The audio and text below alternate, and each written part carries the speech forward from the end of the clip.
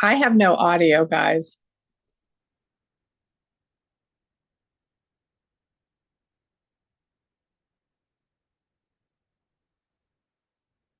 No sound. How about? Oh, I have sound now. Now you You hear. muted it. Is that better? Okay. All right. Yeah, I couldn't hear anybody. All right. Mrs. Meyer is with us. Mrs. Oberheim here and Mr. Young. Here. All right. All right, for presentations tonight, we have Miss Carrie Snyder, the Food Services Director. I'll keep it short and sweet. But I did bring everybody a bowl of lemonade. Hopefully you tried it.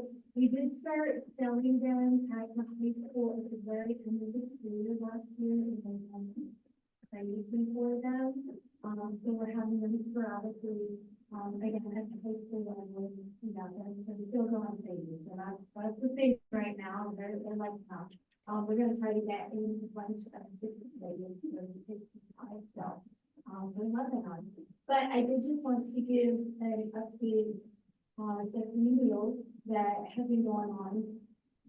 And as of last Friday, I went to members, and from the same time of the year last year in 2023, we're already at 1,300 breakfasts last year. We're almost up just a little shy of 4,000 lunches from last year. And we are down a tiny bit in our cart. So typically when school districts switch to the free breakfast and free lunch, they do see a 25% drop in our cart sales because they're not selling money anymore. And they totally report on that, and we are only down at like 1.5%. So that's really exciting. And I do kind of talk that up just like that.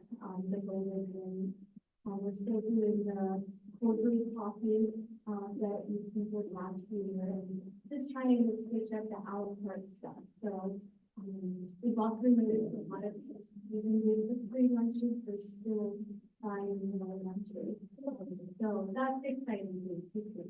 But yeah, I just wanted to give this a free so exciting stuff. So I was really happy to see that. And so enjoy your moment, and I'll bring you something. Thank you. Thank you, Karen. It's a great update. Appreciate that.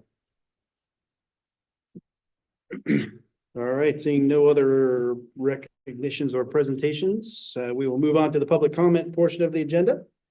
This is for residents and taxpayers to comment on matters of concern, official action, or deliberating for the board.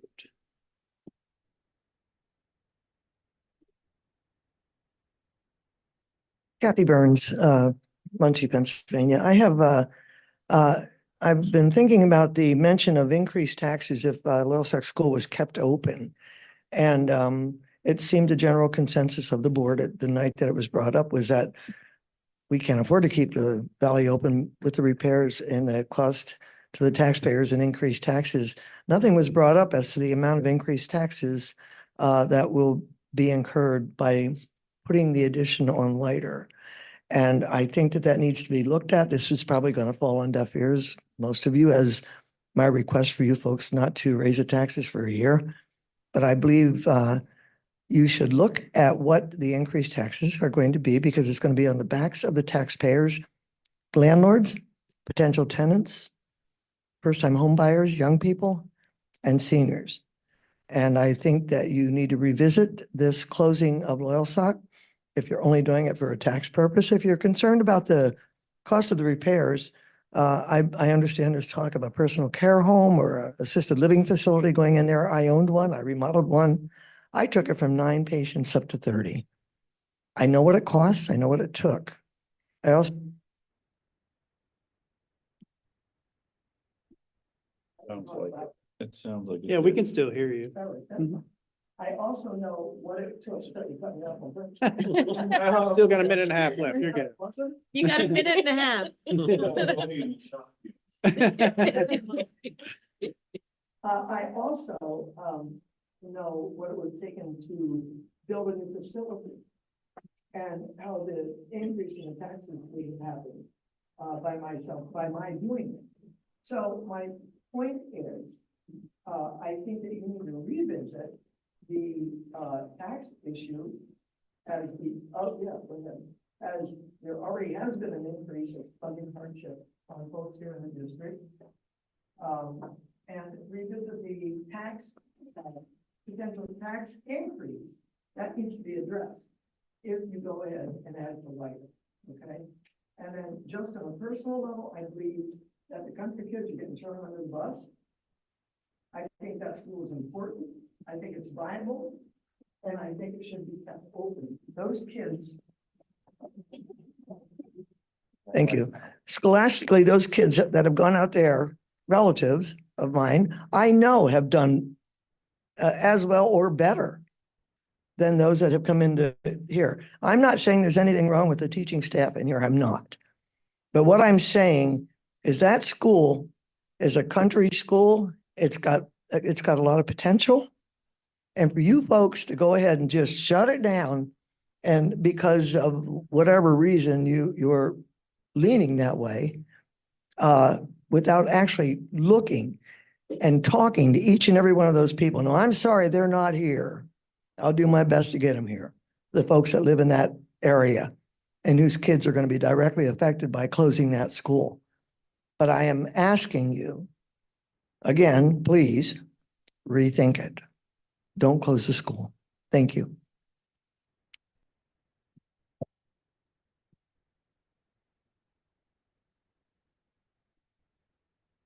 All right, seeing no one else in the room, we'll go to Zoom. It's just our own board member. Solicitor, so I think we're good. All right, moving on to the general agenda items for this evening.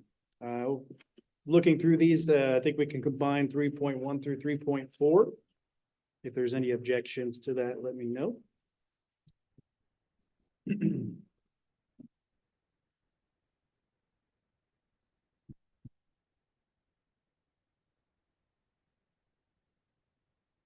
Now we'll take a motion to approve. Motion to approve. Any questions, comments?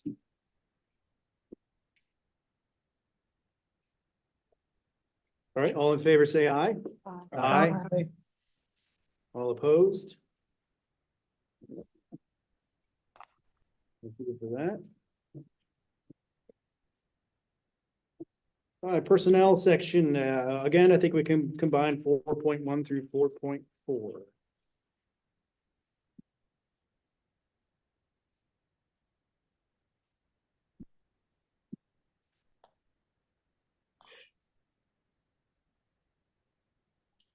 I'll take a motion to approve those. Motion to approve. Second. Any questions, comments? All right, hearing none, all in favor, say aye. Aye. Aye. All opposed? Very well.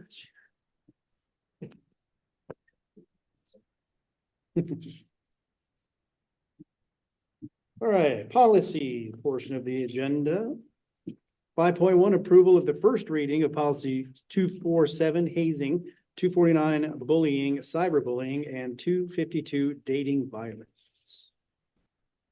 I'll take a motion to approve the first reading of those. Motion to approve. Second. Any questions?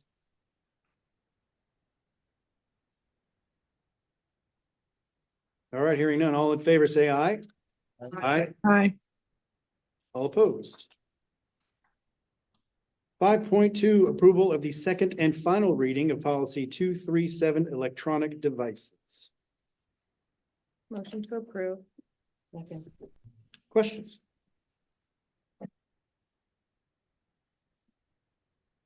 All right, hearing none, all in favor, say aye. Aye. Aye. All opposed? All right. Next up, the discussion portion of the evening, 6.1, the LICO CTC expansion and renovation. This is discussion for future action. Were there any questions in their presentation? One thing I would like to point out when we talked about doing phase 1 and phase 2. I think I can share this if you don't have your papers.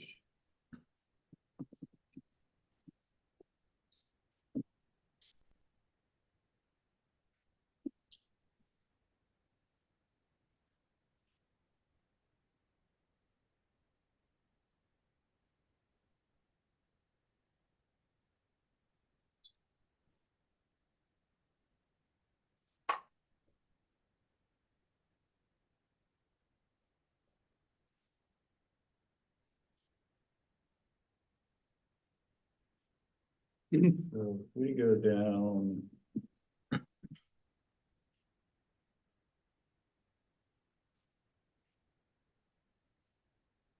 Your phase 2 drawings.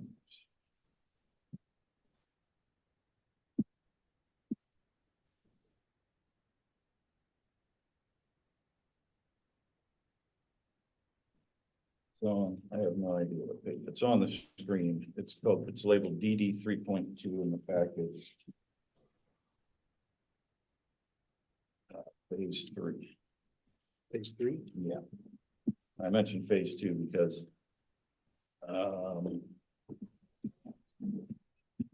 when you look at the existing use plan, that's on the left. You'll see in purple, there's 1,480 square feet for the nursing program.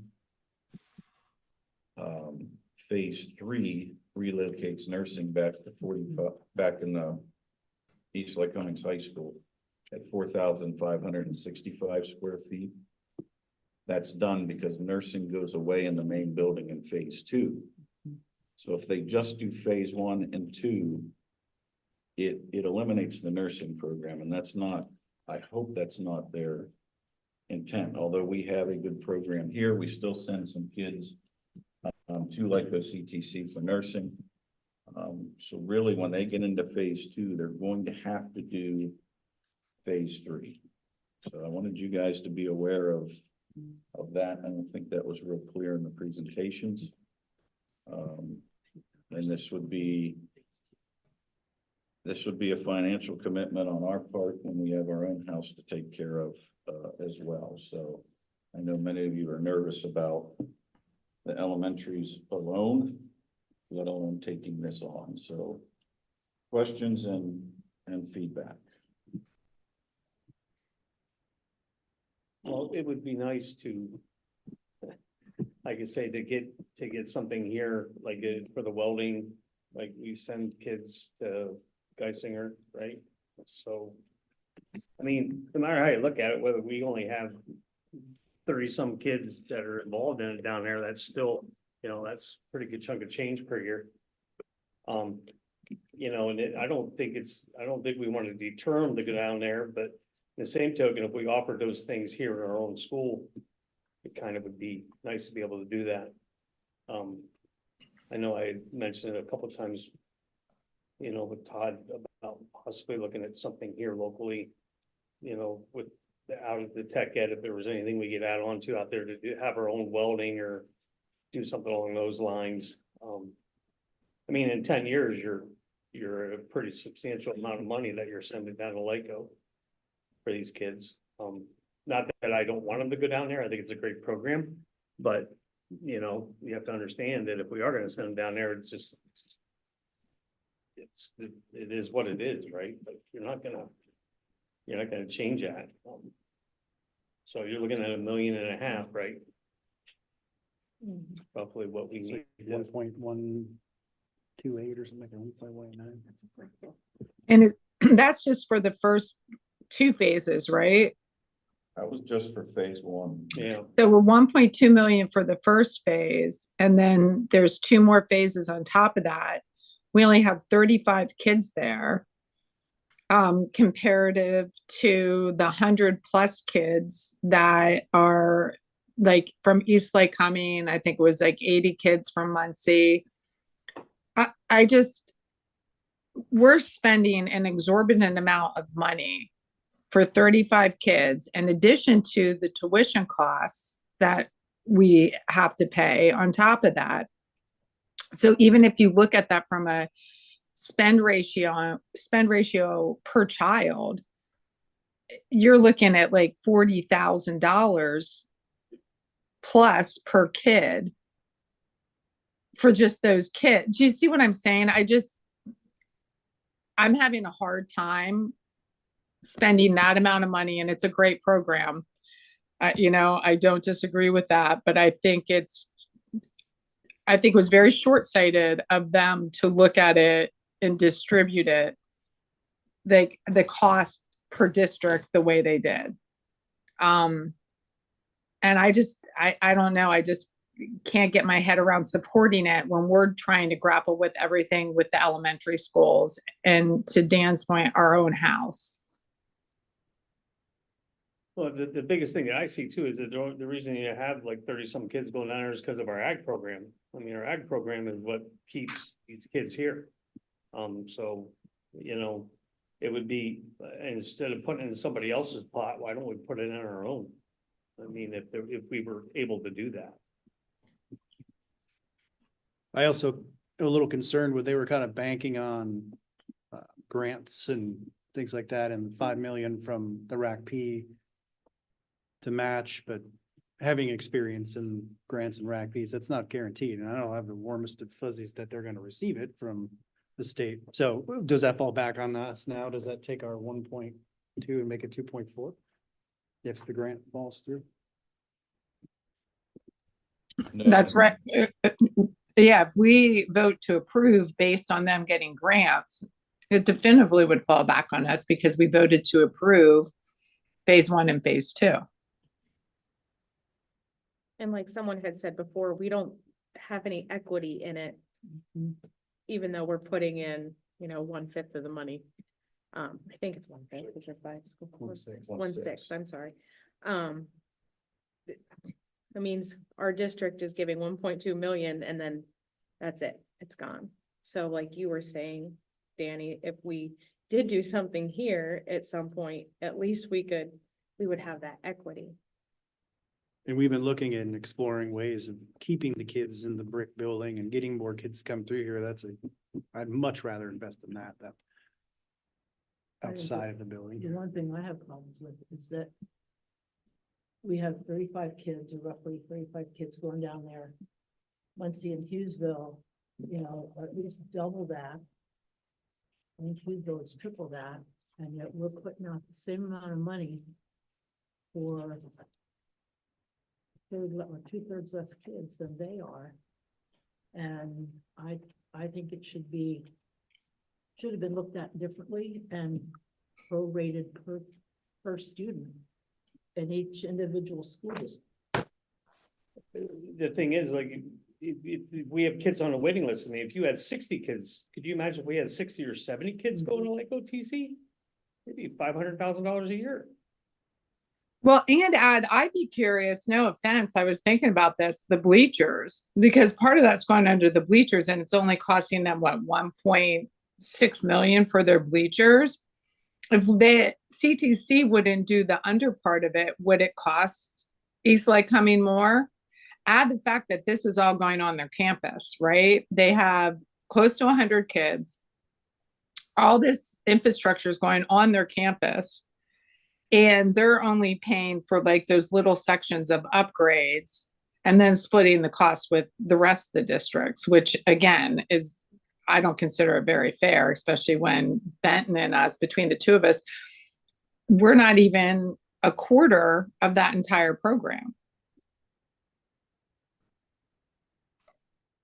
And didn't they say, I thought somewhere along the lines in their briefing that it's contractually that way, that they divide it up into sixths and not based on. Yeah, so. Put together. No, Doug, didn't the board vote when they decided to split it up?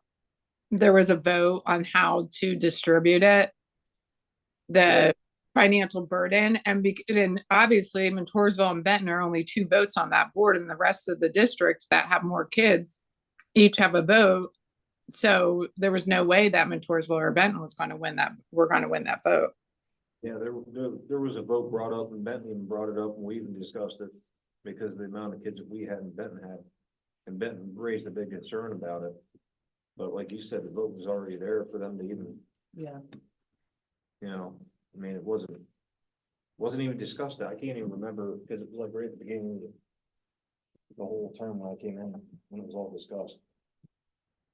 Brad probably has more notes on it, but now is this budgeted? This is not budgeted for this year, is it? No, this would be for future, I mean, future years. when I was in school, I went to Pennsylvania Youth Apprenticeship Program. And 2 years, you know, in 11th and 12th grade, you go to Penn College Right. and stuff like that, and then you go take classes there, but I don't know what changed in the program since then, but I graduated from it. But I think spending the kind of money that you're spending to send kids there, I think it'd be better suited to try to put money into things here. For $1 million, you can do a lot Yeah, with equipment and stuff and teaching the kids. and then we're saving on all that transportation. I think it would be a wiser use of our money if we're putting out that much to try to develop something here. Or take advantage of maybe an empty building in town that we could put money into or something like that. I don't know. Well, either you can put it on your own campus here. Yeah, I mean, you know, I mean, if there was grants, I mean, if they're going for grant money, we could go for grant money. I don't know if it's something that we want to explore or not. Just concerned about the timeline, because I do know that from their timeline, that first phase with the bleachers, they wanted to have happen.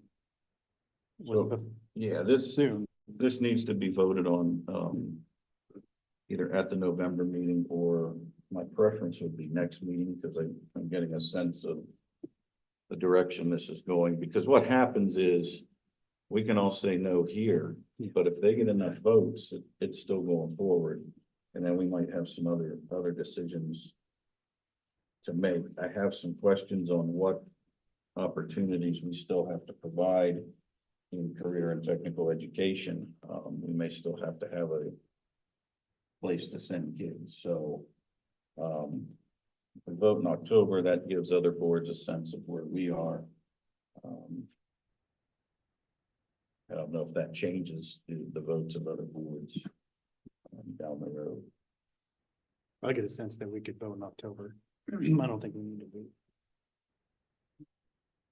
vote. So they're handling the kids that are there now, but they just want to expand. Is that correct? Yeah. So it does, so if we don't go in on this, are we then shut out? No. If the 4 of the 6. If we say no and they have enough votes And they that go it goes forward? forward, we're in. Okay. And my understanding is by individual votes. So we have 9 votes here. So if 2 vote yes, 7 vote no, they get 7 and it adds up. Okay. 54 votes. Oh, okay. And I mean, it's a great program. I like what they're trying to do. I told them that. Of course, you want to give kids every opportunity they possibly can have, and we'd like to be generous and go in on it and do all that. You have to take care of your own backyard first, and we have a lot of things on our plates. Been talking about that a long time. I think what they need to look at is the school districts that have more kids that have the availability to be in it. So they're saying some of them have what, 80 kids?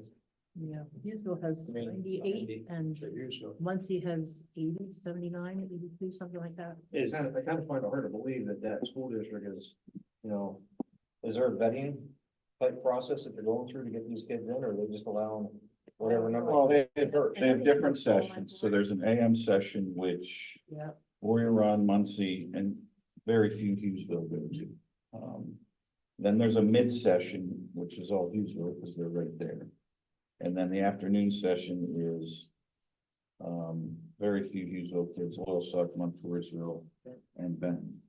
So they're split up between three sessions. That's one of the reasons they're able to handle the volume they can handle. Their other concern, and that one is legit, is some of the spaces are too small, based on recommendations from the state on career and technical education. So they are slightly under the square footage that's required. So it wasn't just to service more kids, it was to take care of some of the space issues in the programs. Nursing is entirely too small. It was a little over 1,400 square feet. They were going to 4,000, which is more in line with where it should be. So Is the tuition for these other districts the same as what our tuition is? Per student. per student, It's the same. So imagine that. we have, 100 kids. in the health careers, we have Mhm. a total of 4 students.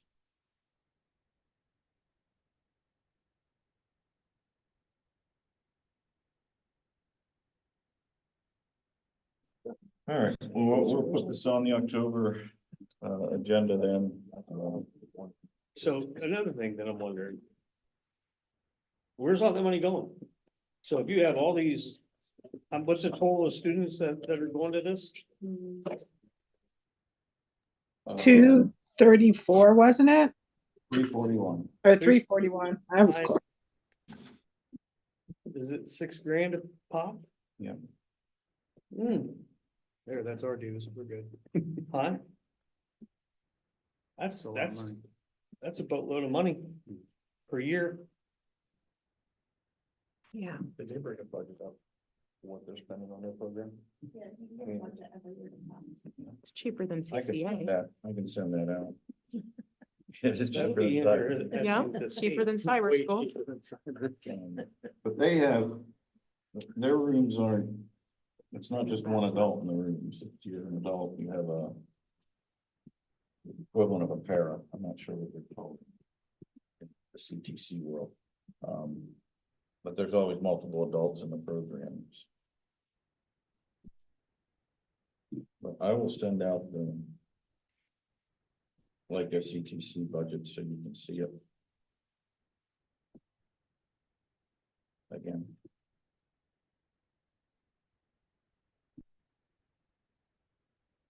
I will bring that to vote in October. Anything else on that? I'll have lots of friends at the next. Can we come in attendance and watch that? Making more friends, the elementary schools. So in reference to what was said here earlier, just for the public's sake, nursing homes have not been discussed. No decision has been made. Although a move has been made to look at lighter as a possible solution to the elementary school issue. Yes, it will require an addition as it stands, much smaller than a few years ago. And also we have I want to point out that we have the FAQ section on our website now. It has more accurate information than social media might at this point. We passed the Crabtree agreement last meeting, and in that was the energy savings contract and having another company do mechanical, electrical, and plumbing. I'm researching that further because I got their proposal. In doing some quick and dirty math, it's more. And I'm not interested in spending more on fees to firms to do stuff. So I'm researching that more, talking to colleagues, talking to some other firms. I think we should probably shop that if we're going to do that. Talk to CRA about a second story rather than closing off the back of lighter. Which again, it needs fewer rooms today than it did years ago when we first looked at this. The other thing that has been discussed, not only in the office, but with with Crabtree Orba and Associates. If you move a grade out of there, there is some capacity in other buildings. If you move the grade out, you could get to a point where maybe you don't need an addition. What- Now, what good- that might look like an 8 through 12 high school, which is not ideal. But I wouldn't feel comfortable not sharing and not having you think this stuff through as solutions to this issue. The bottom line is this is a financial decision. You saw the numbers from Site Logic and what it would take to repair both elementaries. They are both in need at this point. They've lined up for whatever reasons. I don't want to talk about the past, but we've got a problem on our hands. And it is a financial problem. We can't afford it. The taxpayers can't afford to operate two buildings with a declining enrollment. And when we're asked to hold the line on taxes, I don't know how you can do that and continue to operate two buildings. So it's not my decision. It's your decision as a board. To conclude that, we'll have more information from Crabtree. We need updated cost. If this is 32 million to do something at later, you can't afford that either. You can't. With the debt that we currently have, with being underfunded by the state, not knowing how they're going to make up this funding because of what they did with the last budget, we're at a critical time in the district, financially and with infrastructure. I don't know what the solution is right now. You need more numbers and more ideas from Crabtree. There's a possibility you could do a small kindergarten center, somewhere along the campuses that could be cheaper than a renovation or an addition, at later. So there's traffic concerns that nobody's looked at. Transportation, we think we can rearrange it. We have to. We've dropped enrollment. We shouldn't be running the same runs. So we will look at transportation. We're not going to put K through 4 on longer bus rides. It's not right. But we think we can shift some things around with our declining enrollment and cover that. The savings, ideally, I'd love to say that the savings from closing a school will cover the construction costs of the other building. I can't promise you that. Grants, I can't promise you those, but these are all avenues we're looking at to keep the burden on the taxpayer as low as possible. $20 million borrowing, which is close to about where we can be, is 0.14 mils for the next 4 years. So that's the cost of the addition and renovation as it stands. If it's only 20 million, I don't see it coming in at that. Not with today's costs. New construction's $450 a square foot. So good news is interest rates dropped. Some other things could happen after November. There's a lot of wait and see there, but I think that's all the update that I have on where we're at. We are having a kickoff meeting with Crabtree October, I think it's the 7th, where we're going to start getting further into the weeds on this and be able to provide you even more information on what a later might look like. Another example, Lighter has 27 in 4th grade. The Valley's at 21. If you're combined, that solves that problem. You don't have 27. You're down to 22, 23 in the class. It's more efficient use of resources. Special ed becomes more efficient. Education in general becomes more efficient, but the bottom line is it's a financial decision for this district. We keep both and try to renovate both, you're going to cripple the district.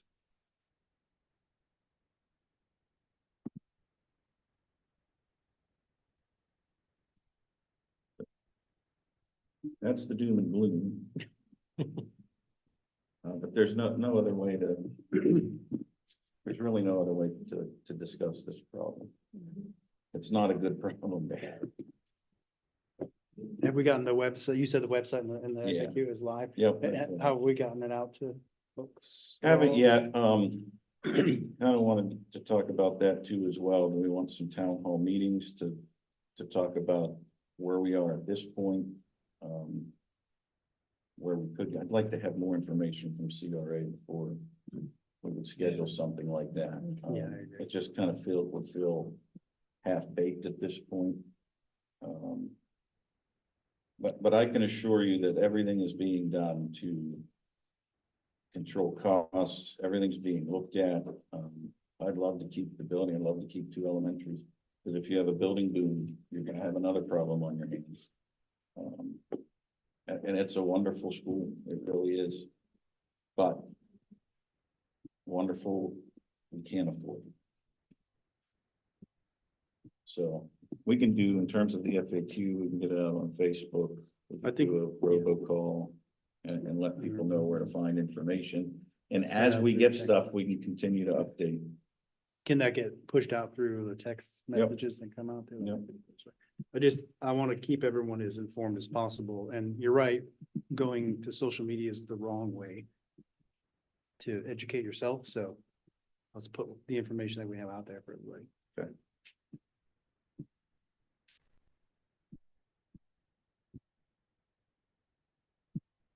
Full messaging. Post some stuff on Facebook, so and we'll just keep updating that as we get information and as we get closer to its decision. The other thing, if it does get decided, there are timelines for closing a building. I don't know, Richard, are you on? Yes, I am on. Yes, can you give a quick explanation of what that, it's a hearing, there are timelines for it. Can you give a quick explanation of that? I'm sure I can. Hold on one second. Let me just pull it up. Yeah, under school code section 7780. You are required, if you're permanently closing a public school or substantially all of its facilities, so closing it or near closing it, you're required to hold a public hearing on the question not less than 3 months prior to the decision of the board relating to the closing. And then you have to provide notice of that hearing in a newspaper of general circulation at least 15 days prior. So you're looking at 3 months plus 15 days prior to making a formal decision. There's case law on that section. It's not a due process hearing. It's not like a rights hearing. It's an informational administrative hearing, but that's what's required by law, minimally. And there's no, you can have this further than a year out. As long as it's done 3 months before you make the decision, yeah. So I point that out because I think before you make any, you could potentially do this where you're constructing, you're renovating and adding on to lighter and still haven't had that hearing. And I don't think that's right for the public. I think the timeline of this is you have your town halls. And if that's where the board decides to go, you need to have that public hearing to close the building very early on in the process. So the public is clear on the direction of the district. Rather than wait until 3 months out. And I think the hearing should include a lot of what you're obviously already providing to your constituency through public, through your website with a Q&A, et cetera, and what you're going to be providing as far as the conversations you've had at your board meetings.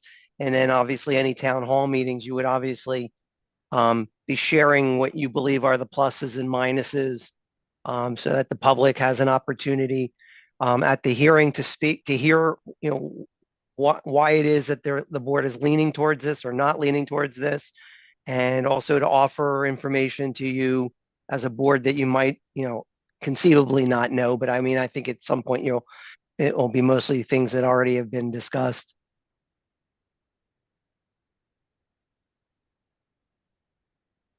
Thank you, Richard. Any questions for Mr. Galtman?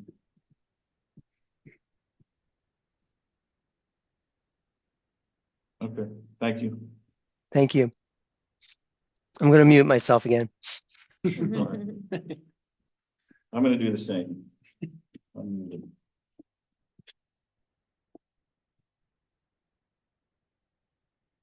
Well, I think we're on the right track, just gathering data as much as we can and keeping the public in with what we have, they have. I think that's the only thing we can really do right now.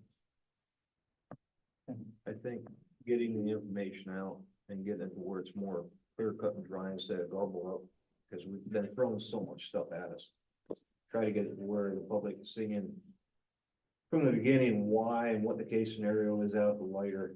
You know, between the insurance, you only have one company right now that's willing to even cover lighter.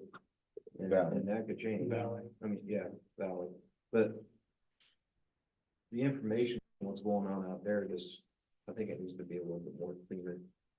Because we've had, like I said, so much stuff thrown at us and stuff, and it might be a little bit confusing to the public what's going on.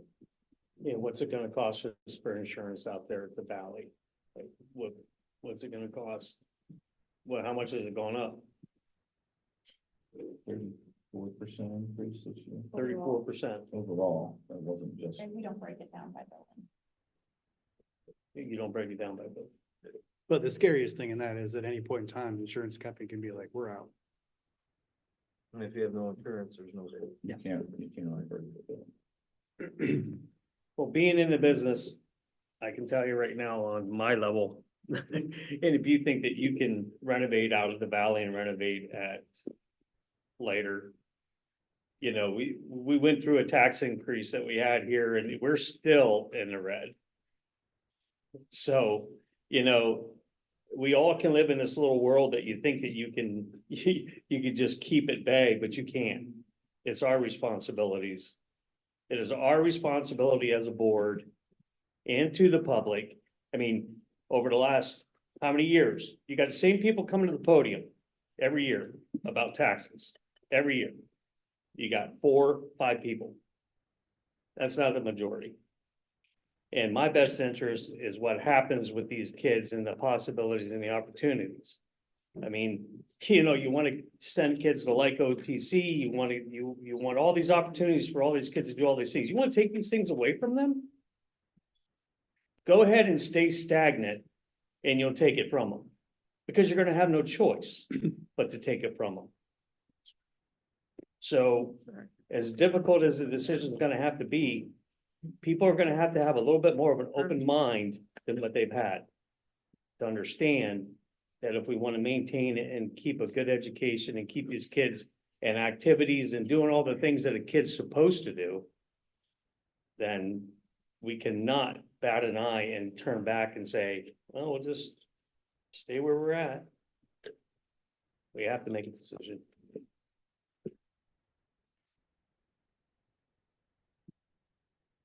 And I believe the more informed information that we can get out and not premature information that causes speculation or rumors or whatever will help us dictate how we move forward in a timely, informational fashion on whatever decision we make, because there hasn't been a decision made yet.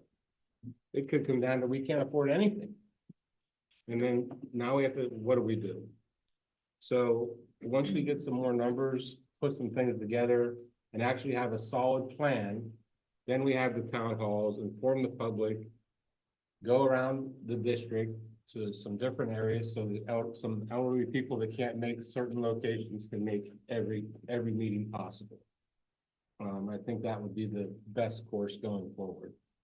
And again, we're not, I mean, having sat through the previous board and we knew this was coming. It's been on the radar for the last 4 years. As part of the deal when I got on, that I knew this would be part of the subject matter that would have to be dealt with, and it's going to have to be dealt with. We're at the tipping point now. And the stars didn't align with interest rates and the cost of goods and the cost of construction, which probably cost us 20 to 30% more should we have acted 3 or 4 years ago. But we didn't. So here we are. I like the way that Doug put it, like that we've had a lot of information, you know. come at us and that it does need a nice clean version, you know, with the main points highlighted, to help the public understand, the numbers and information we're looking at. So I think Dan did a good job tonight of explaining, you know, the rock and hard place that we're in. That was definitely helpful. But, you know, the numbers and things like that. It just has to be formatted in a way that it's apples to apples and you can really definitively see what is happening and what needs to be done. I mean, if you don't leave any doubt, then it's gonna make our life a lot easier. So whatever we present to the public, it needs to be factual and it needs to be pretty much concrete. And some people still aren't gonna agree on that. No, they won't, but That's just the way at the least world you is. have your bases covered and Right. and you're showing what is factual. I just want to piggyback on what Mr. Young said. The previous board prior to us, they didn't kick the can down the road. They made the decision not to move forward with expansion because of the financial impact on the members of the community. That was the big concern and the reason that we put a kibosh on that a couple of years ago. And the enrollment numbers. And There's a point in a few years where everybody fits it later if the projections are accurate without doing anything other than renovation. So it's where I showed you those numbers. We were 575 total enrollment at the elementary. In the 16-17 school year, Lighter housed 522 students. So you're talking 53 student difference of our entire elementary population. So when I say not a large renovation, addition. It's not going to be the addition that was talked about years ago. So Dan, in that case, would we just do all the updates to later? So the number, like when Site Logic gave us the 19 million over 10 years for the Valley, and I believe it was 15 or 16 million for later. Would we instead do that? That would be up to the board. But yeah, that would cover a renovation, essentially. Everything that they've talked about. I guess when they gave those numbers, that was simply replacing one for the other. Right. So Now, one boiler, the old boiler here's- goes out, new goes in. Here's my other question is based on enrollment and the empty classrooms we have at later right now. Could we possibly start moving the kindergarten classes in the next year or two to Yep. later? Yeah, if we end up going down that road, I would recommend having all kindergarten at Lighter for that school year. That's one less grade level of kids you have to move in the middle of their elementary schooling. There are 4 empty rooms at Lighter currently, and I've had 2 different numbers from the Valley. I've had 3 and I've had 4. So the district is currently operating 2 elementary buildings with empty classrooms. Like almost a total of 7 or 8. Yeah. And you only have 2 kindergarten classrooms up at the Valley right now, right? We There's have two grades, 2 classes of each grade at the Valley, so 10 total. Right. But then there's special ed as well, so it's more than 10 that's there. Right. But you also have art and music, which already exists at Lighter, so you're not adding those. right. Could you repeat the number of students in each location, please? Each, I don't think I said each, I know totals off the top of my head. I know I'm not supposed to engage with the public, but I'll answer your question. I'll answer for you. The total is 575 right now, K to 4 in both buildings. Somewhere I have a breakdown.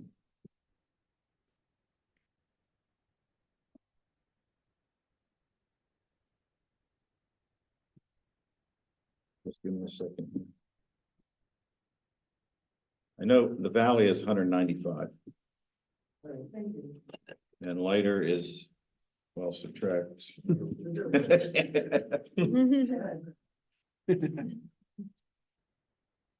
Too late to do that math for me.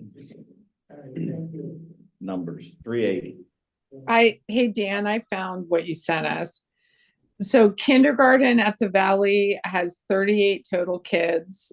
First grade has 33 total kids. Second grade has 38. Third grade has 41 and fourth grade has 38. That's out at the Valley.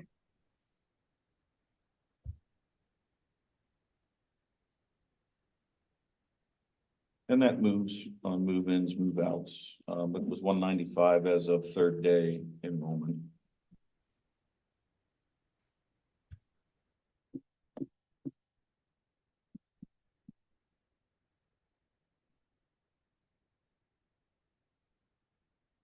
And it's the declining enrollment isn't just, it's the county.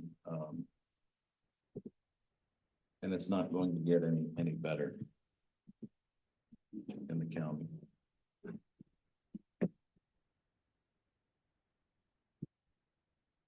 mean, when I think about the bare bone minimum is of what you would have to do out there to get compliant with the insurance company. To where it made sense. I can't, you're not gonna spend any less than 7 million out there. No, and it's been suggested to move. Let's flip it, let's close later and head to the Valley, but that water system can't handle over 500 kids. Not only that, but you don't have a gymnasium. The kitchen's already too small. I don't know. I mean, I went there, my kids went there. I have no ill. My kids got a great education there. My kids managed to come into middle school with no issues. It was great for them out there. And as far as I'm concerned, to think that us as a board, when it comes to those kids out there, it has nothing to do with whether you're in the country or you're not, in my own opinion. I mean, I'm like I say, that attitude might have been there 25 years ago or 30 years ago, but that attitude is not there today. I don't believe it.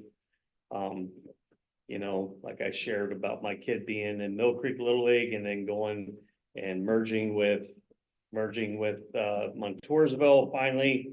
Yeah, it was a sour taste in our mouths at first, but just because of the tradition, I played Mill Creek Little League baseball and then making that transition, to see your own kid, when he could have been on a team that was going places, and unfortunately he was stuck out at Mill Creek, which I'm grateful for and had a great time. But at the end of the day, I don't really see, there's no them and us here. It's all of us. We're all one district. It's not just because you live 12 miles out of town doesn't make you sure you live in the country, but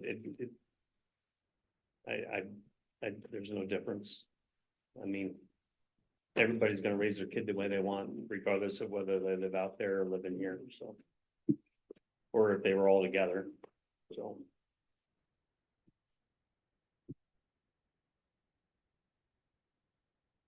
Well, I think the general consensus is we stay the course. Keep gathering the data. Keep getting information. Good discussion. Thank you, everyone. All right, moving on to the final public comment portion of the evening. Again, this is for residents and taxpayers. You have 3 unpaused minutes.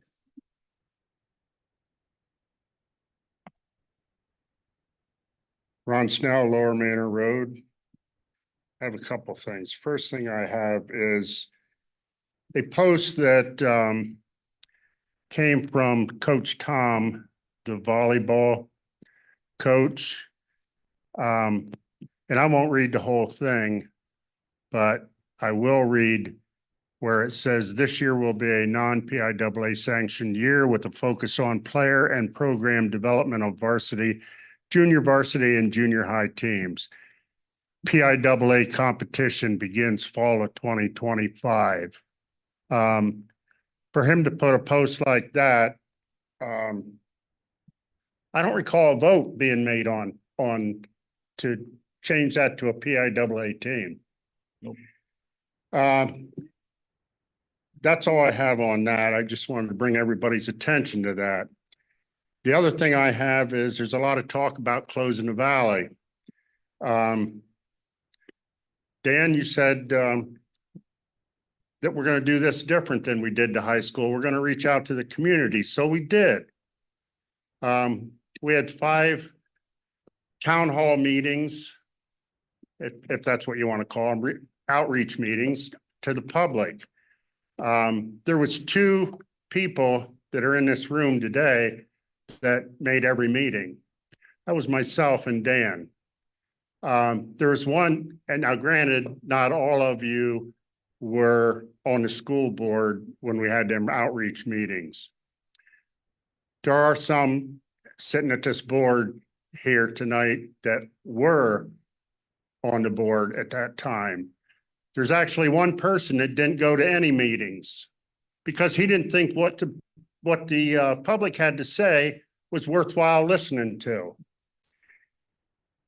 I felt then, and I still feel, that the community's worth listening to, and the community's overwhelming support in them 5 meetings was to keep the valley open. I want to give you a novel suggestion, and it was brought up today by Mr. Taramino, which I'm glad. But that novel suggestion is, instead of closing the valley, close later. It would solve a bunch of problems. Like there'd still be green space at the elementary school. We wouldn't be losing a ball field at later. It wouldn't be over an hour bus ride for elementary students. It wouldn't be added bus traffic and parents traffic at later, which is going to be a nightmare for the added buses and parents dropping off kids. So I think you ought to really think hard about that. And I haven't heard anybody question the experts that we've hired to come in and speak on it. I haven't heard anybody question, give us a plan for flipping the school to be closed. You're at 3.5 minutes, Mr. Snow. Thank you for your input. Appreciate it.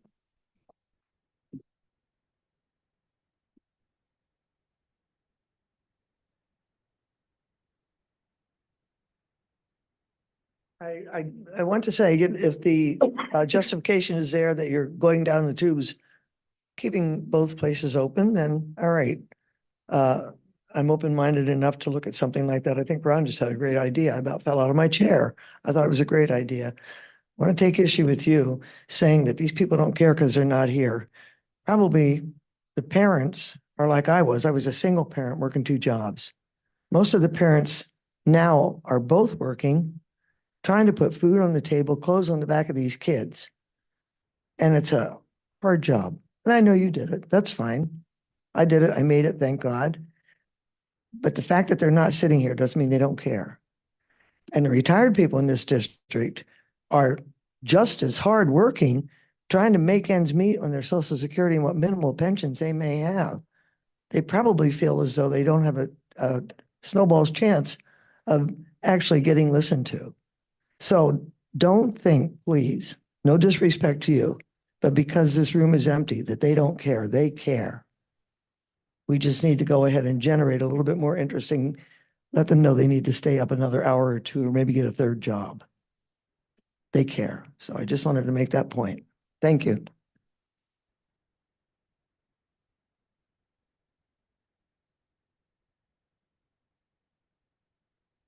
Jack Callahan, 113 Arch Street. When I went to school, I had the same classroom in sixth grade. I had the exact same one in 10th grade.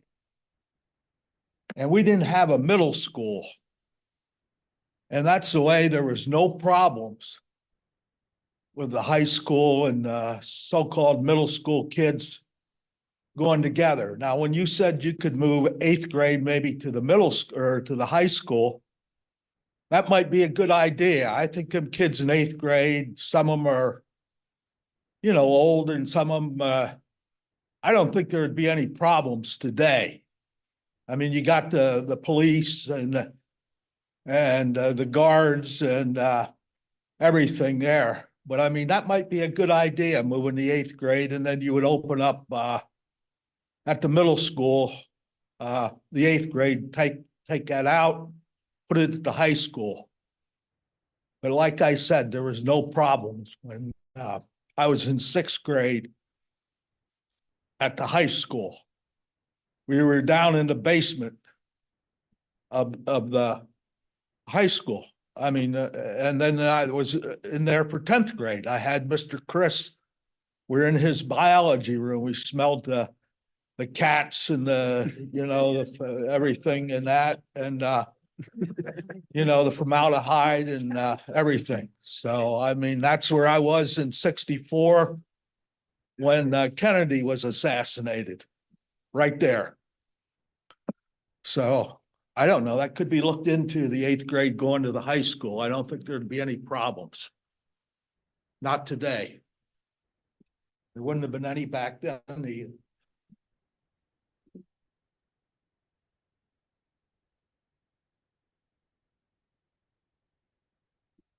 All right, seeing no one else in the room, we will go to Zoom.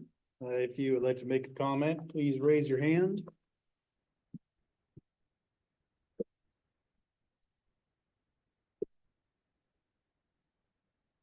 All right, I see no hands raised. So we will move to adjournment. I will take a motion to adjourn. Well, hold on before you do that. Dan, I'd like to say one thing about the 5 town halls we had. Do you have the numbers that we had at how many we had in attendance at those 5 town halls? I don't have them here now. I did want to make comment. People did show up. I Oh, went that's to fine, each one of that's them. fine, that's Yeah. fine. But I would like, I'm sure you can get that and see the totals of the people that were at these town halls and in 5 meetings. Okay, are you done? Because I'd like to speak now. So what I was saying was, at the town halls, there were people that came out and did care. I sat with some of them at the table. Where did I ever come up with the idea that nobody cared? Where did I come up with the idea that nobody cared? I'm just telling you, there were people there and they did care. This is not an attack on you. I'm just telling you, I was there. There were people that's why he's saying have the town halls, that we need to reach out to the Your public. comment was there were people there who Okay. cared. I am not intentionally attacking you. I am giving my answer now. So can we take it down a notch so it's not so tense? I don't want to be tense. Do you? Well, there's people in the room that like it tense. Yeah, but All right, okay. you might have had a little bit to do with that. Mhm. I'm done. Good. Dan, can you testify to the fact that there were people at the town hall that did care? Yeah, and cared, and you're gonna get that at our future town halls. I think they're really important. Whether there's 3 people or 50 people, they're still important. You gotta still People in give the them the option. townships, are very passionate about that building, and it's not gonna be any different this time. So, the plan is to do that again, but I just don't think we have enough of the story Right. to go out and tell. And I, again, I'll take the lead on that as presenting and trying to answer questions, and if I don't have the answers, we'll go back and post them like we did on our website last time. But yeah, there were people in attendance and cared very much. Well- There's quite a bit. Yeah, are they looking at, was brought up as moving lighter out the wall side. I mean, was that looked at all? Our transportation costs would increase. That's a whole lot of different expenses, and when you look at Site Logic's report, that building, without adding anything on, costs more to bring up today than lighter does. In terms of square footage, you have to add, I think I have that on the website. It adds almost, I'm not gonna say almost. Let me just pull this up real quick. Well, and literally you'd be busing the entire elementary school because there's no one walking. You have added transportation costs because you're busing everybody from the lighter border territory out to the valley.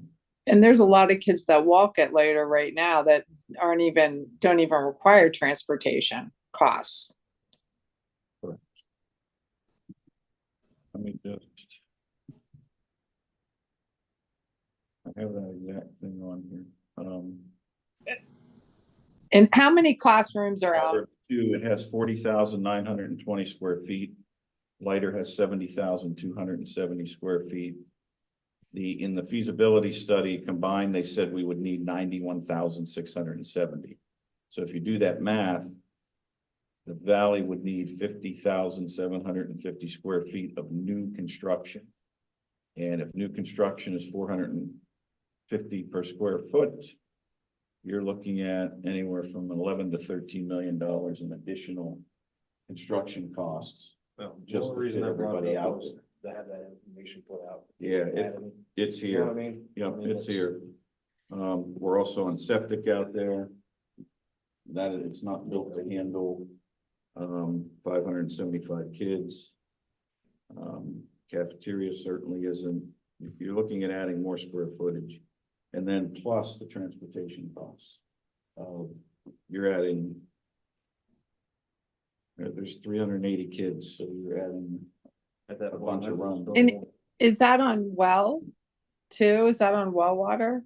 That's on a shallow well system. I think there are two out there and the storage tanks. We still have the old one, the original one that provides water. So there's one shallow well and the original. I don't know if it's the original, but it's one before the shallow well went in. And the storage tanks, it's 400 capacity would be pushing with the current water system. Not to say you could add, couldn't add, but But at the same time, you're gonna have a fire suppression system put in of some sort, whether it's water or dry chem or whatever. so you're looking at, So, if it's water, you're looking at water towers and Yeah, that 11 to 13 million is just to add the additional, not to repair the existing. that They is get it just up. the square footage needed for new construction. So it would be a heavy lift. And the resale value of later would be higher than you get more money selling later than you selling. Yeah, but schools do not get, Not, all schools do.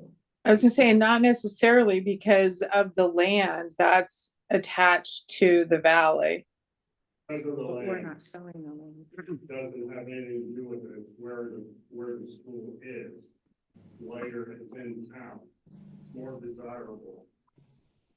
And I don't think we're selling the fields and stuff. We would be, they'll hold on to those, I think. It's If we would have to subdivide it because it's one parcel.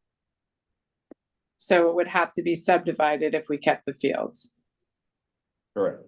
Yeah, so we'd have to go through Upper Fairfield Township to subdivide. Something else to think about, if you keep the fields, you also have to figure out where you're gonna put the parking. Right, because the parking would go with it, because the parking's all at the school.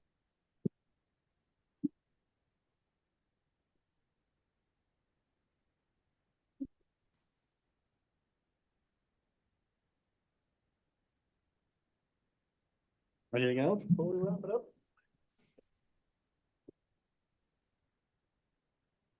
All right, we'll take a motion to adjourn. Second. All in favor, say aye. Aye. Oh. Mrs. Myers, are you in favor of adjourning? Yes, I said I, just obviously not loudly enough.